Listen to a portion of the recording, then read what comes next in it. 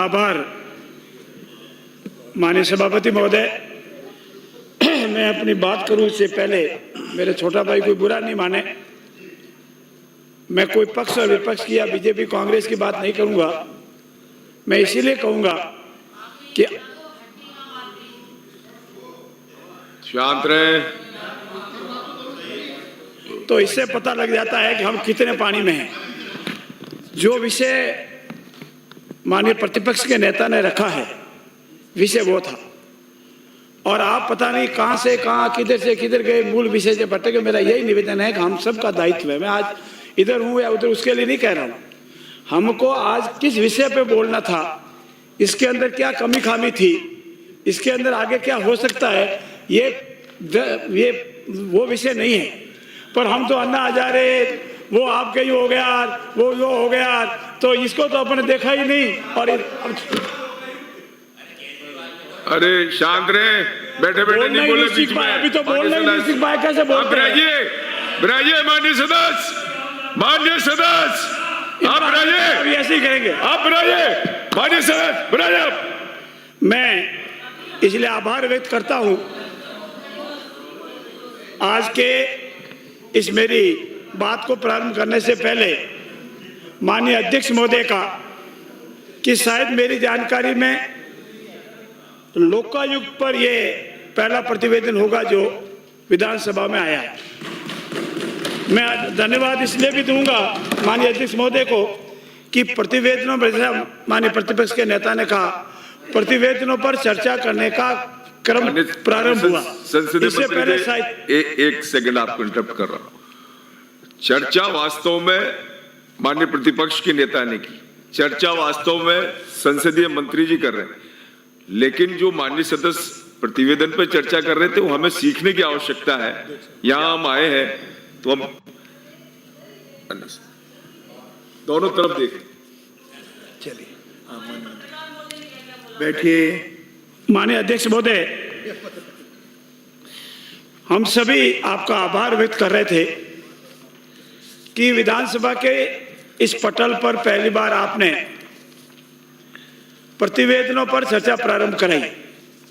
इससे हमको भी सीखने का मौका मिलता है, हमारी जनता को भी पता लगता है, और हमें कहाँ जाना है, क्या आगे करना है, कहाँ से हमारी कमी खामी रही है उसको ठीक करने का मौका मिलता है। और लोकायुक्त के प्रतिवेदन पर पहली बार, और वो पहली बार भी कब, लोकायुक्त का गठन होने के 50वें जयंती पर, गोल्डन जुबली पर आपने जो रखा है, इसके लिए हम सभी आपका बहुत बहुत आभार व्यक्त करते हैं। माननीय अध्यक्ष महोदय, आज सदन में लोकायुक्त के इस प्रतिवेदन की चर्चा हो रही है। अनेक माननीय सदस्यों ने बहुत ही गंभीर सुझाव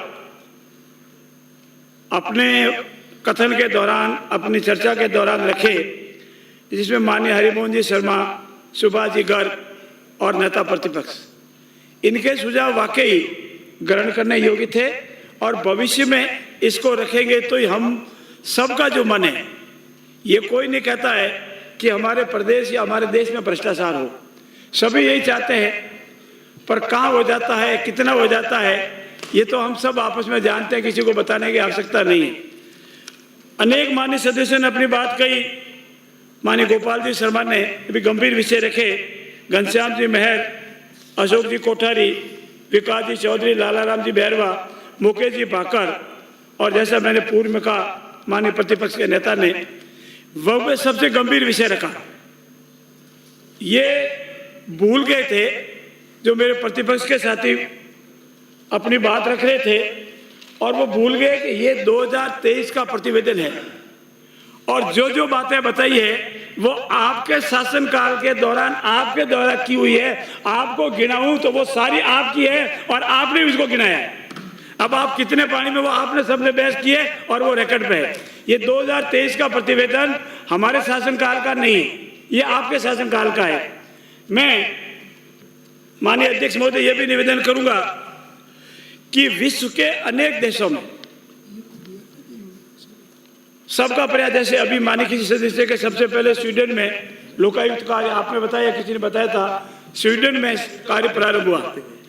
इसीलिए इसमें अमूर्तनेस मान को कहा जाता है, उसको एक रखवाला कह दो, कोई चौकीदार उस शब्द में कह दे, ये एक रखवाले के रूप में होता है, भ्रष्टाचार को रोकने के एक संस्था के रूप में।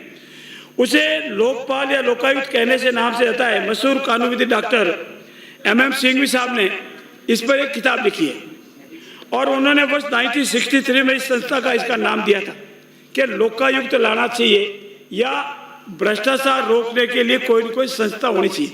और उसी से उद्गम होते होते 73 में जाकर 71 के आसपास ये प्रारंभ हुआ। पहले उड़ीसा में हुआ, फिर राजस्थान में हुआ और प्रदेशों ने भी किया। उड़ीसा में 71 में किया अपने, राजस्थान में 73 में हुआ। लेकिन अब राजस्थान के अलावा 20 से अधिक राज्यों में ये लोकायुक्त हो चुका है। लोकायुक्त अधिनियम की घटना का मूल उद्देश्य, जैसा नेता प्रतिपक्ष ने बताया, कि हमारे समाज में विभिन्न राज्य के अधिकारियों में, संस्थाओं में, सार्वजनिक उपक्रमों में जो भ्रष्टाचार होता है उसको कम से कम रोका जाए या शिकायत का एक कोई न कोई माध्यम दिया जाए। उसका मूल उद्देश्य ये था, क्योंकि भ्रष्टाचार रोकने की अनेक संस्थाएं हैं, लेकिन शिकायत का कोई न कोई एक माध्यम दिया जाए। मुख्यमंत्री जी के विरुद्ध शिकायत करनी है, नेता प्रतिपक्ष के विरुद्ध शिकायत करनी है, किसी मंत्री या विधायक के खिलाफ शिकायत करनी है, तो शिकायत लेने वाला और शिकायत करने वाला दोनों मन में भय रहता था। इसलिए एक उपयुक्त माध्यम दिया गया कि आप किसी के विरुद्ध शिकायत करो, लोकायुक्त निर्भीक होकर के उसकी जांच करेगा और सरकार को प्रतिवेदन देगा। लोकायुक्त के पास ये अधिकार नहीं है और न अधिकार दिया गया है कि वो भ्रष्टाचार को रोके। उसका काम है जो शिकायत हुई है उसकी जांच कर जो निर्णय निकला है उसको माननीय राज्यपाल को भेजे और माननीय राज्यपाल उस प्रतिवेदन को लेकर के मुख्यमंत्री को भेजे। ये प्रक्रिया इस कानून में दी हुई है। ऐसी स्थिति में माननीय अध्यक्ष महोदय, लोक सेवक के विरुद्ध पद के दुरुपयोग, भ्रष्टाचार एवं अक्रमणता आदि की शिकायतों को देखने, उसमें अन्वेषण करने के उद्देश्य से राजस्थान में वर्ष 1943 में ये एक्ट लाया गया था और ये 26 मार्च 2023 से इस पर राष्ट्रपति की अनुमति मिली थी। तब से हमारा काम प्रारंभ हुआ। लोकायुक्त और उप लोकायुक्त अधिनियम में 12 वन में इस संबंध में शक्तियां दी गई है और ये कहा गया है इन्वॉल्विंग कि कैसी कैसी शिकायतें हो सकती है, उसका निराकरण कैसे हो पाएगा, प्रतिवेदन कैसे जाएगा, ये सब इसमें बताया गया है।